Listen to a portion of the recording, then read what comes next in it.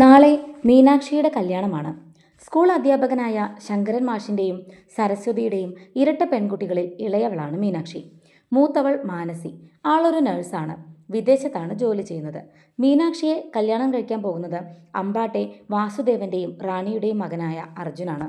ആളൊരു ഡോക്ടറാണ്. എന്താ ശങ്കര, മൂത്തവൾ നിൽക്കുമ്പോൾ ഇളയതിൻ്റെ കല്യാണം നടത്തുന്നത്? ഒരു വല്യമ്മയാണ്. കല്യാണം കൂടാൻ വന്നവരുടെ മുഴുവൻ സംശയമാണ് ഇപ്പോൾ ഈ ചോദ്യം. എൻ്റെ വല്യമ്മേ, മാളുവിന് ഇപ്പോൾ കല്യാണം വേണ്ടാത്രേ.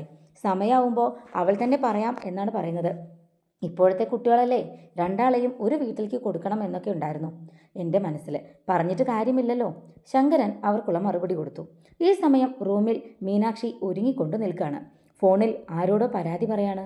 എനിക്ക് നല്ല സങ്കടമുണ്ട് കേട്ടോ മാളു, നീ ഇല്ലാതെ ഞാൻ ഒറ്റയ്ക്ക്. അതിനെന്താ മീനു, എൻ്റെ പ്രാർത്ഥന എപ്പോഴും നിൻ്റെ കൂടെ ഉണ്ട്. പോരെ, നീ എൻ്റെ ചെക്കൻ്റെ ഫോട്ടോ പോലും കണ്ടില്ലല്ലോ. അതൊക്കെ ഞാൻ നേരിട്ട് വന്ന് കണ്ടോളാം പെണ്ണേ. അതല്ലേ ഒരിത്. ഒന്നും പറയണ്ട. പിന്നെ അധികം വൈകാതെ നിന്റെ മനസ്സിലുള്ള ആളുടെ കാര്യം അച്ഛനോട് പറയൂട്ടോ. ഇല്ലെങ്കിൽ മോള് തിരിച്ചെത്തുമ്പോഴേക്കും ഒരു ചെക്കനെ കൂടി കണ്ടുവെക്കും അച്ഛൻ. നടക്കില്ല മോളെ, എൻ്റെ ചെക്കനെ അല്ലാതെ വേറെ ആരും ഞാൻ കിട്ടില്ല. നിന്നെപ്പോലെ മിണ്ടാപ്പൂച്ച അല്ലല്ലോ ഞാൻ.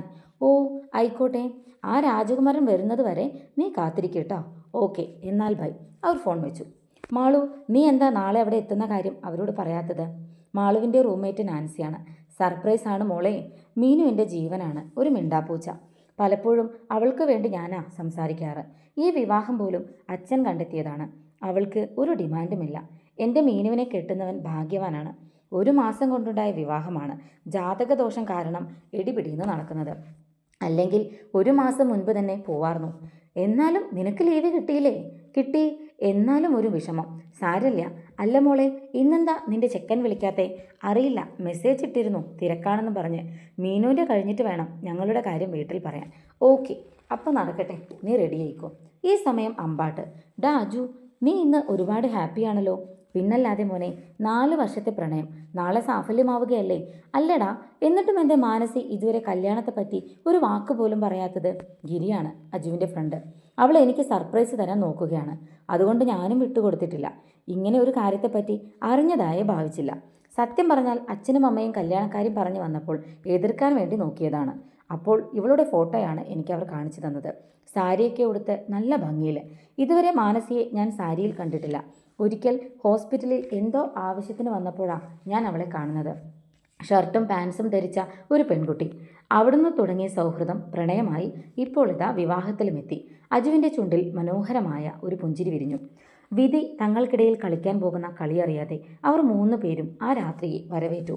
പിറ്റേന്ന് കല്യാണ മണ്ഡപത്തിൽ ചെക്കനും കൂട്ടരും നേരത്തെ എത്തി. മീനാക്ഷി ഒരുങ്ങി നിൽക്കുകയാണ്. ഈ സമയം മാളു മണ്ഡപത്തിലേക്കുള്ള യാത്രയിലാണ്. കുട്ടിയെ വിളിച്ചോളൂ, പൂജാരി പറഞ്ഞു. താലത്തിൻ്റെ അകമ്പടിയോടെ മീനു വേദിയിലെത്തി. അജു അവളെ കണ്ണിമ വയ്ക്കാതെ നോക്കി നിന്നു. മീനു വന്നവൻ്റെ അരികിലിരുന്നു. താലി കെട്ടിക്കോളൂ. അജു മനസ്സ് നിറഞ്ഞ് പ്രാർത്ഥിച്ച് മീനുവിന് താലി ചാർത്തി. ഒരു നുള്ളു സിന്ദൂരം അവളുടെ നെറുകയിൽ ചാർത്തി. പരസ്പരം ഹാരമണിഞ്ഞവരെ ശങ്കരൻ കൈപിടിച്ചു ചേർത്തു. ആ സമയമാണ് മാളു മണ്ഡപത്തിലേക്ക് എത്തിയത്. സ്റ്റേജിനടുത്ത് എത്തിയപ്പോൾ അവൾ മീനുവിനെ നോക്കി. അജു തിരിഞ്ഞു നിന്ന് എന്തോ സംസാരിക്കുകയായിരുന്നു. മാളു, മീനു ഉറക്കെ വിളിച്ചുകൊണ്ട് വന്ന് അവളെ കെട്ടിപ്പിടിച്ചു. ഈ സമയമാണ് അജു അവരെ തിരിഞ്ഞു നോക്കിയത്. മാളുവിൻ്റെയും അജുവിൻ്റെയും കണ്ണുകൾ തമ്മിലിടഞ്ഞു. ഒരു നിമിഷം ഇവിടെ എന്താണ് സംഭവിച്ചതെന്ന് അവർക്ക് മനസ്സിലായില്ല.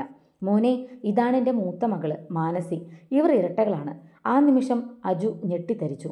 മണ്ഡപത്തിൽ വെച്ച ഫോട്ടോയ്ക്ക് താഴേക്ക് അവൻ നോക്കി. മീനാക്ഷി വേർഡ്സ് അർജുൻ. അവന് തല കറങ്ങുന്ന പോലെ തോന്നി.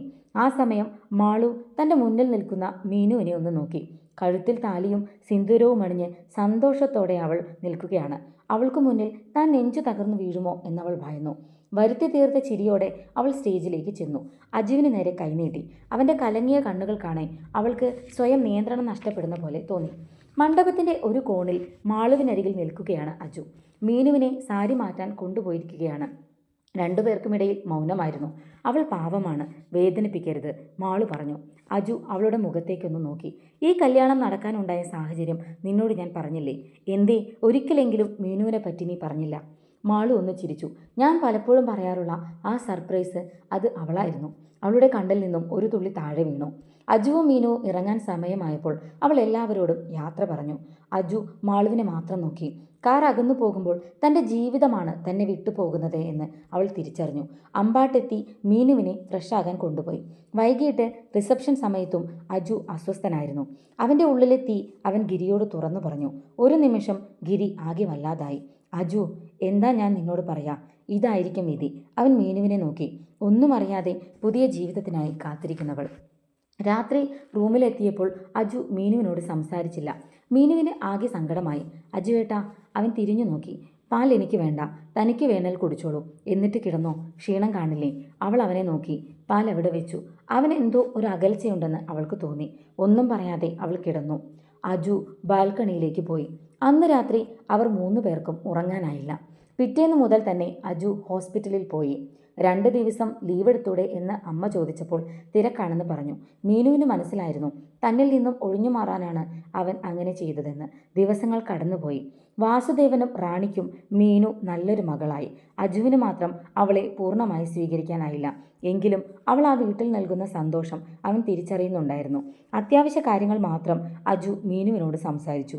എങ്കിലും അവൻ്റെ എല്ലാ കാര്യങ്ങളും അവൾ അറിഞ്ഞു ചെയ്തു. മാളു തിരിച്ചു പോയിട്ടില്ല. നാൻസിയെ വിളിച്ച് അവൾ കാര്യങ്ങളെല്ലാം പറഞ്ഞു. നാൻസിക്ക് എന്തു പറഞ്ഞ് അവളെ ആശ്വസിപ്പിക്കണം എന്നറിയില്ലായിരുന്നു. അജു ഇനി തൻ്റെ മീനുവിൻ്റെ ഭർത്താവാണെന്ന് അവൾ സ്വയം മനസ്സിനെ പറഞ്ഞ് പഠിപ്പിച്ചുകൊണ്ടിരുന്നു. രാവിലെ അജു പോയതിന് ശേഷം റൂമെല്ലാം ഒരുക്കി വെക്കുകയാണ് മീനു. അപ്പോഴാണ് ഒരു ബോക്സ് കയ്യിൽ കിട്ടിയത്. അവൾ അത് തുറന്നു നോക്കി. തൻ്റെ പ്രണയം എന്നെഴുതിയ ഒരു ബുക്ക്. അവളുടെ നെഞ്ചൊന്ന് പിടച്ചു. വിറയ്ക്കുന്ന കൈകളോടെ അവൾ അത് തുറന്നു നോക്കി. തൻ്റെ ലോകം അവിടെ ഇല്ലാതായതുപോലെ അവൾക്ക് തോന്നി. അജുവേട്ടൻ്റെ നെഞ്ചോട് ചേർന്ന് നിൽക്കുന്ന മാളു. അവൾ ആ ഡയറി വായിച്ചു തുടങ്ങി. അവസാന പേജും വായിച്ചു കഴിഞ്ഞപ്പോൾ അവൾ പൊട്ടിക്കരഞ്ഞു. അപ്പോൾ ഇതായിരുന്നു അജുവേട്ടൻ തന്നോട് കാണിച്ച അകൽച്ച. തൻ്റെ മാളു. അവൾ സ്നേഹിച്ചത് അജുവേട്ടനെ ആയിരുന്നു. ഈശ്വര, ഇവർക്കിടയിലേക്ക് വന്നത് താനല്ലേ. അവൾ അവളുടെ കഴുത്തിൽ കിടക്കുന്ന താലിയിലേക്ക് നോക്കി. എന്താ ഞാൻ ഇനി ചെയ്യുക? അന്ന് അജു ജോലി കഴിഞ്ഞ് വന്നപ്പോൾ പതിവ് പോലെ മീനു ചായ കൊണ്ടു കൊടുത്തിരുന്നില്ല. അവൾ ആരോടും ഒന്നും മിണ്ടാതെ നടക്കുകയായിരുന്നു. അമ്മ ചോദിച്ചപ്പോഴും അവൾ ഒന്നും പറഞ്ഞില്ല. പിറ്റേന്ന് അവൾ അവളുടെ വീട്ടിലേക്ക് പോയി. മാളുവിനെ കണ്ടപ്പോൾ അവൾക്കും സങ്കടം വന്നു. ഓടിപ്പോയി കെട്ടിപ്പിടിച്ച് കുറേ കരഞ്ഞു. മാളു ഞെട്ടിപ്പോയി. എന്താ മീനു, എന്തെങ്കിലും പ്രശ്നമുണ്ടോ? അവൾ ചോദിച്ചു. അവൾ ഇല്ലെന്ന് തലയാട്ടി. അന്ന് അവൾ മാളുവിൻ്റെ കൂടെയാണ് കിടന്നത്. മാളു രാവിലെ എണീറ്റപ്പോൾ മീനുവിനെ കണ്ടില്ല. അമ്മേ, മീനു എവിടെ? അവിടെ ഇല്ലേ? ഞാൻ കരുതി എഴുന്നേറ്റിട്ടില്ല എന്ന്. മാളുവിന് പെട്ടെന്ന് പേടിയായി. അവൾ മുറിയിലേക്ക് ചെന്നു. മീനുവിൻ്റെ സാധനങ്ങളെല്ലാം മുറിയിലുണ്ട്. പെട്ടെന്നാണ് ടേബിളിൻ്റെ മുകളിലിരിക്കുന്ന ഒരു വെളുത്ത പേപ്പർ അവൾ കണ്ടത്. അവൾ അത് തുറന്നു വായിച്ചു. പ്രിയപ്പെട്ട മാളുവിന്, നീ പറയാറുള്ള നിന്റെ പ്രണയം അജുവേട്ടനാണല്ലേ? ഇന്നലെ അജുവേട്ടൻ്റെ ഡയറി വായിച്ചപ്പോഴാണ് എനിക്കത് മനസ്സിലായത്. നിങ്ങൾ രണ്ടാളെയും വേദനിപ്പിച്ചിട്ട് എനിക്കൊരു ജീവിതം വേണ്ട മാളു. ഞാൻ പോവാം. നിങ്ങളാണ് ഒരുമിക്കേണ്ടത്. ഈ താലി ഊരിവെക്കാൻ സാധിക്കുന്നില്ല. പേടിക്കണ്ട, ഒരിക്കലും നിങ്ങൾക്കിടയിലേക്ക് ഈ മീനു വരില്ല. ഒത്തിരി സ്നേഹത്തോടെ മാളു. മീനു. മാളു ഉറക്കെ കരഞ്ഞു. അച്ഛനും അമ്മയും ഓടിയെത്തി. കാര്യം അറിഞ്ഞപ്പോൾ അവരും കരച്ചിലായി. മാളു അജുവിനെ വിളിച്ച് കാര്യം പറഞ്ഞു. അവൻ അവളെ തിരിഞ്ഞിറങ്ങി. കാർ ഓടിക്കുമ്പോഴെല്ലാം അവൻ്റെ മനസ്സിൽ മീനു ആയിരുന്നു. നിഷ്കളങ്കമായി തന്നെ നോക്കുന്ന നോട്ടം. ഒരു പരാതിയും പറയാതെ തനിക്ക് വേണ്ടി ജീവിച്ചവൾ. ഒന്നും വരുത്തല്ലേ ഈശ്വര. അവൻ്റെ നെഞ്ചു പിടഞ്ഞു. മാളുവും അവളെ അന്വേഷിക്കുന്നുണ്ടായിരുന്നു.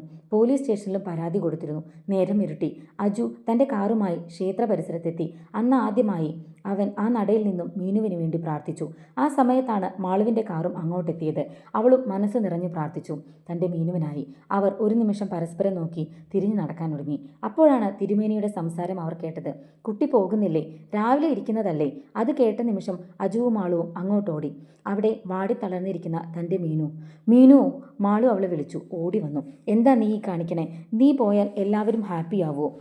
മീനു മാളുവിൻ്റെ മുഖത്തേക്ക് നോക്കി. പിന്നെ അജുവിനെയും. അജുവേട്ടാ, മാളുവാണ് അജുവേട്ടൻ്റെ ജീവിതത്തിൽ വരേണ്ടത്. ഞാൻ മാറി തന്നോളാം, അവൾ പറഞ്ഞു. അജു അവളെ ഒന്ന് നോക്കി. എന്നിട്ട് മുഖമടച്ചൊരടി കൊടുത്തു. അവൾ ഞെട്ടിപ്പോയി. ഈ നിമിഷം വരെ ഞാൻ അനുഭവിച്ച വേദന നിനക്കറിയില്ല. അവൻ അവളെ വലിച്ച് നെഞ്ചിലേക്കിട്ടു. മാളുവിനെ ഞാൻ പ്രണയിച്ചിരുന്നു. എന്നാൽ ഈശ്വരൻ തന്നത് നിന്നെയാണ്.